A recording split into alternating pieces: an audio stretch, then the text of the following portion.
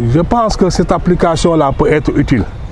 Mais la première chose, la première condition, c'est que cette application doit tenir compte du savoir local et des connaissances. Il ne faut pas que l'application vienne pour faire table rase, d'expliquer aux paysans qu'il n'y avait plus rien, il n'y a pas de méthode de lutte.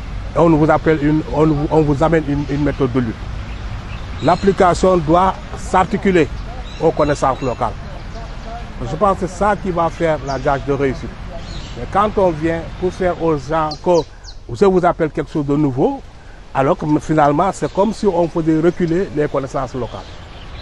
Bon, je pense que ça c'est la première chose.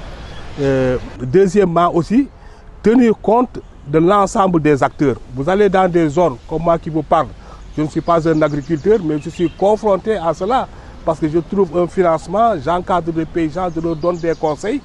Il faut que moi aussi que j'ai des compétences renforcées dans ce domaine, que je puisse, à partir d'un smartphone, identifier des ravageurs, puisse identifier des symptômes.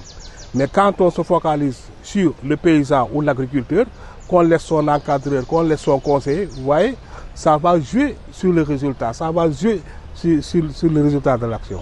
Moi, je pense qu'il faut essayer de tenir compte de l'ensemble des acteurs, que ce soit les conseillers, que ce soit les paysans, que ce soit les administrateurs, ceux qui élaborent même des projets puissent intégrer cela dans le futur.